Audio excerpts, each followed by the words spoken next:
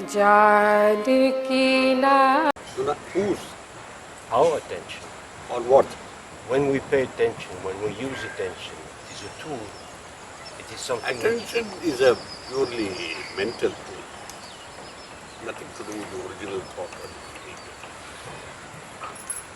Master, when I say to somebody, when I say, please meditate on the divine light in the heart, whenever there are some thoughts, bring back your attention on the suggestion, on the sankalpa. Who is meditating within me? You, the real you. Who is me? That word. Because The lower me is asking. You know? Yes, Master. The lower me is asking. Until the lower me is forgotten and left behind, you will never get the answer. You know, suppose your son asks you or a daughter asks you, Daddy, Daddy, I am hungry. Who is hungry? Hunger out of the child is speaking. So you can say, it's the body which is hungry. Yes, Daddy, but who feels the hunger? You know? Yes. If it is feeling, it is pertaining to, in some extent to the soul. That's why we talk of feeling and not emotion. You understand? Yes, Master. So who's meditating? The soul never meditates. I am meditating. This lower physical consciousness, the waking consciousness, we are using that to meditate, to forget all this. When we drop the body consciousness, everything goes. Then comes the play of the real thing.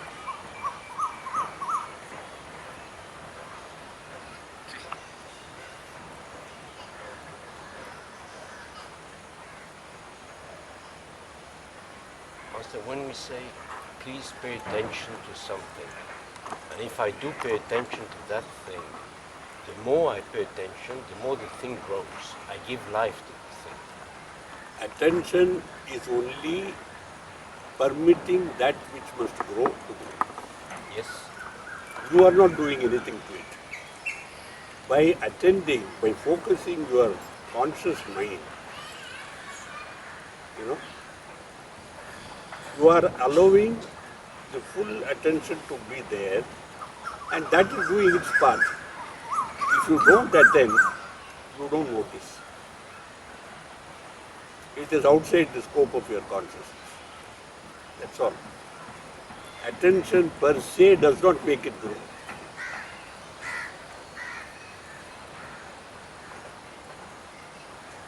Because let us take the case of persons who don't meditate at all. There are, 99.9% of the world.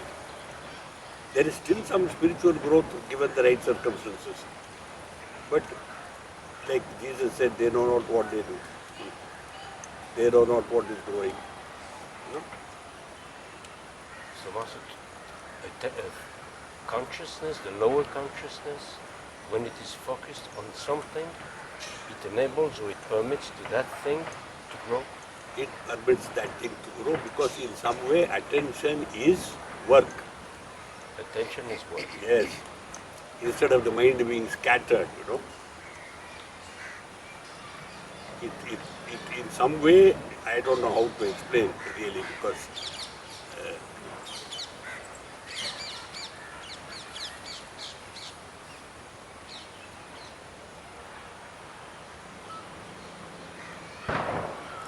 attention is, what is it for? Attention is to bring to your conscious knowledge change where it occurs. Understand? In one of my early talks I have said consciousness is consciousness of change. If there is no change, there is no consciousness. Therefore now we are in an ever-changing situation. You know, at the beginning of spiritual life. We need attention. When all that has stopped and you reach an unchanging condition, there's no more attention, there's no more consciousness. Okay?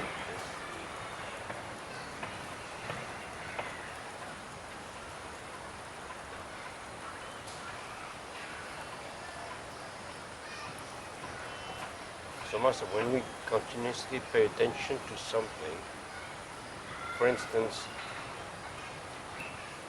I try to acquire the notion of constant remembrance and to find a reflection of, let's say, a spiritual condition, which can be also a spiritual tool in our daily life.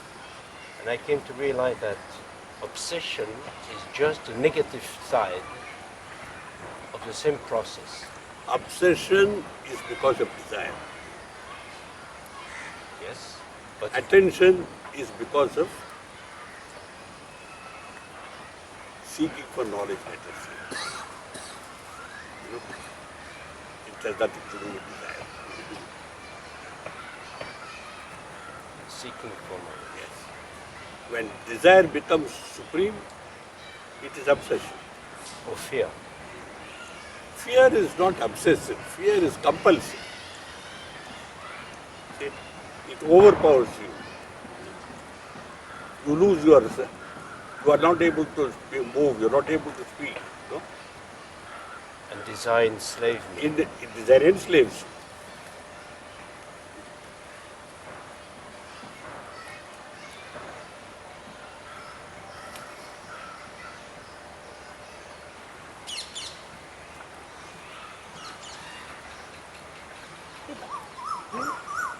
से गायब क्यों हो जाती है, मुझे ये बताइए।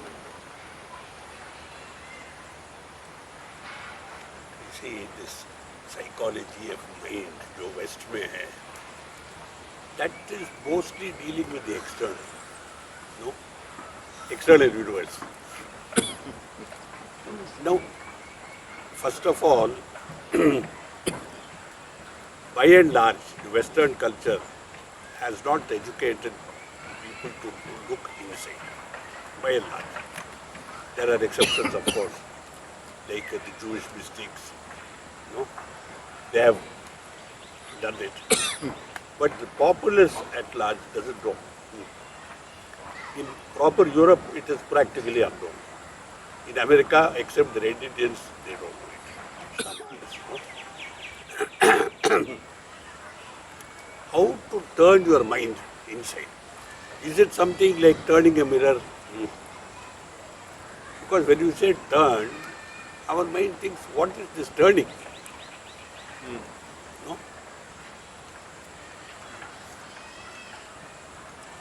And what is it that we turn? Where is the mind? Chariji, where is the mind? No. I said, sit down and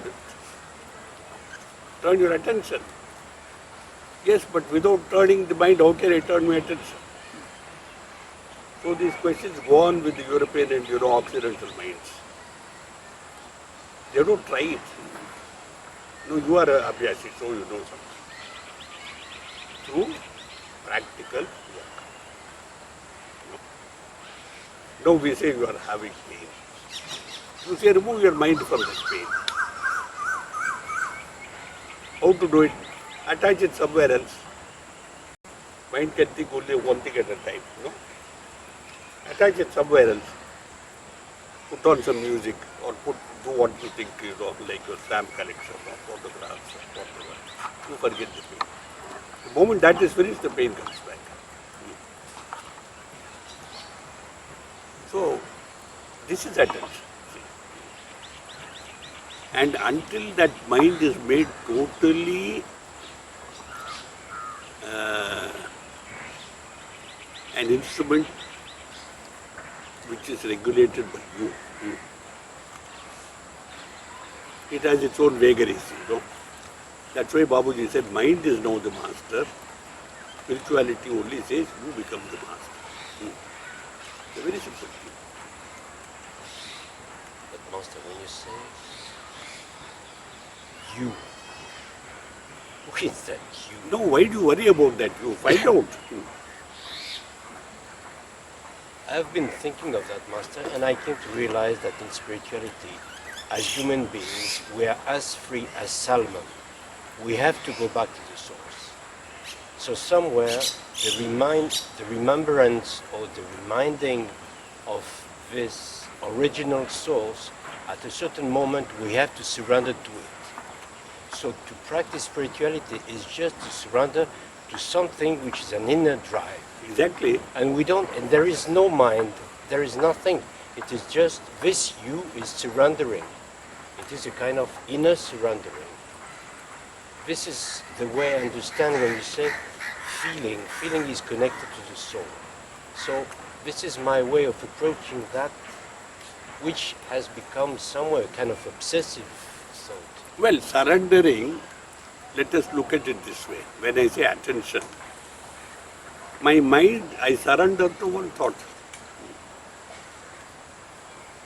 You are using a different terminology, you know.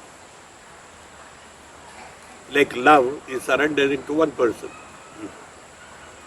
You know, instead of loving everything in marriage.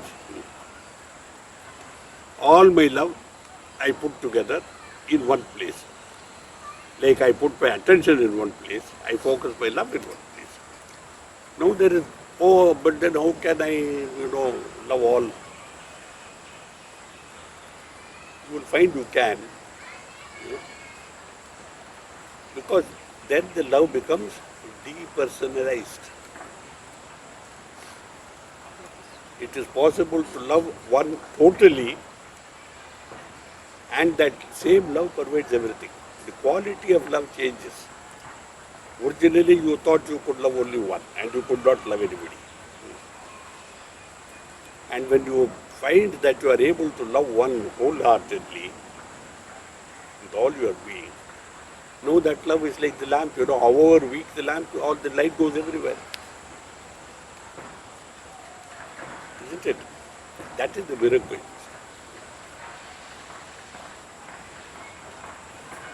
That is the beauty of the Shakespeare's statement. It is not that I love Caesar less, but that I love Rome more. Mark Antony. You see, now that is the beauty, similarly of attention when you are able to bring it together at one spot. Voila, you find you are attending to everything.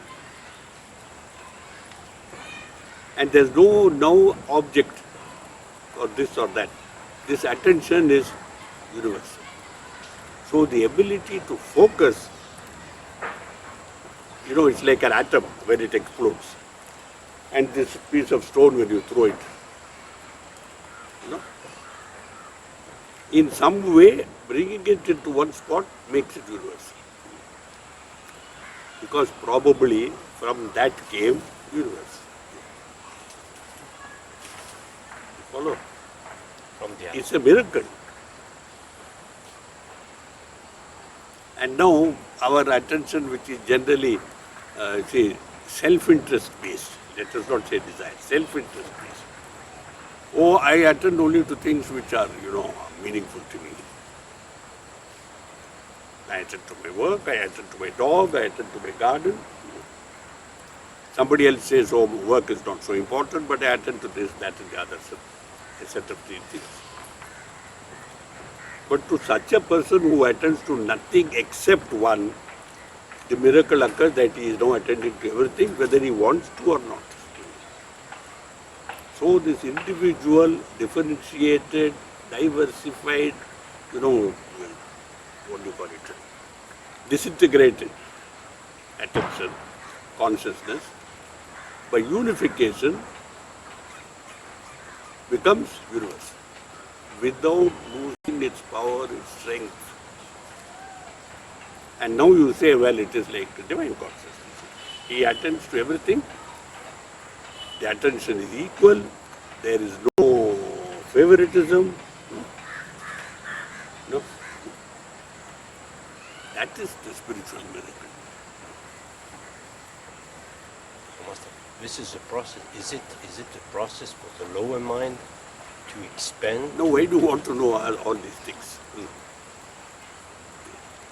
When I walk, am I walking only with my feet? If my whole being is not on that, I cannot walk. No. So that whole being has to be together. And why in love? In love, the whole being comes together. See, your senses come together, your feelings come together. No? That is why love is such a potent thing. And you say it is all encompassing. And you know, it is not an accident that when you love your family, you love your children, you love your neighbors, you become some person of goodwill who loves everything. And then your neighbors say, oh, David, he is an exceptional being. And that enlargement comes only by putting everything in one place.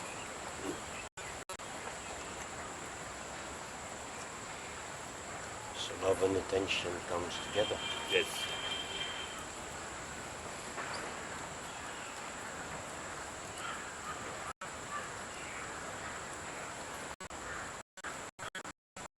Minutes I can take, then I have to go in. That is why in English language, they say he poured all his love into it.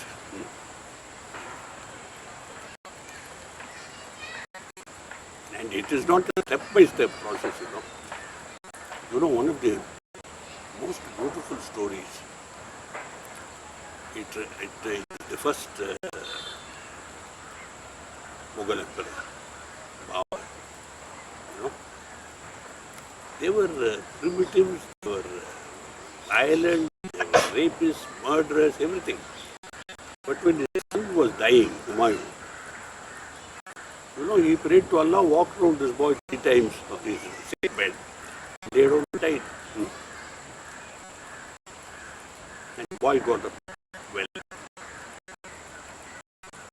For me, it is one of the most astonishing stories. Religion has nothing to do with it. Which God has nothing to do with it.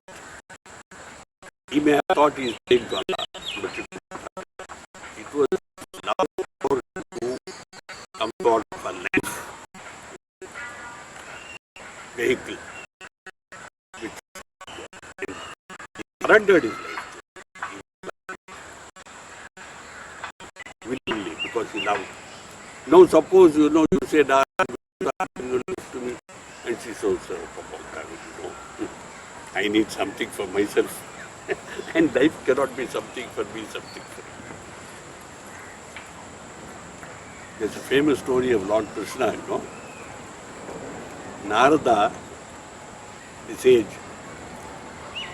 he wanted to know from Krishna why you love these women of Vrindavan so much, the gopis. He said, well, Narada, there's always a reason for something.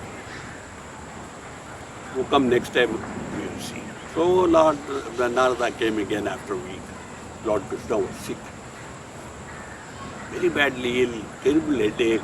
He was shouting and he says, Lord, you are so sick. What happens to the universe? He says, Narada, I have tried all medication. Nothing works. Dhanvantri himself I have called, the divine. He says, Narada says, Lord, only you must suggest the medicine yourself. He says, if a devotee will take the dust of his feet and put it on my forehead, I will be all right. But he will have to suffer 100,000 years in hell. So Narada says, I will find such a devotee.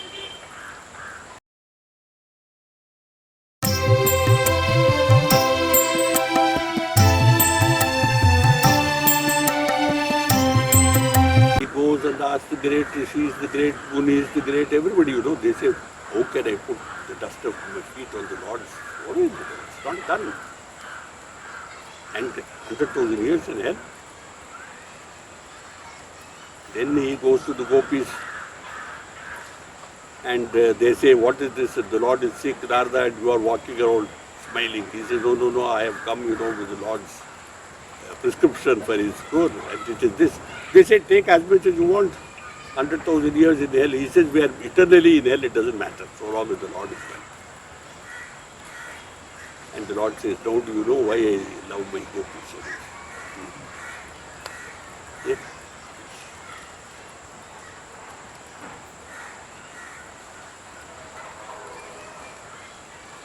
So like that, the self must go. You've been asking, who is it that is,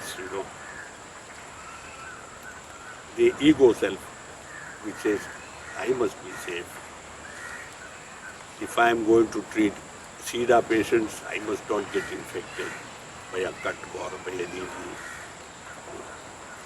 I must not. So I have this mask and this and that and good. But if there is a patient out there lying somewhere and you have no protection, you go ahead. That is selflessness. And that was what the Babar was able to show for his son. This is historical fact. Just a couple of 100 years ago.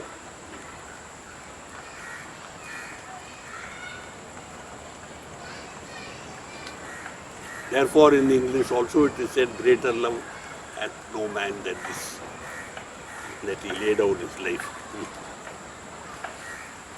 What is the thing that you can give which nobody wants to give? Life. So love is life. And the greatest love is the greatest life. And the highest love is the highest life. Simple equation.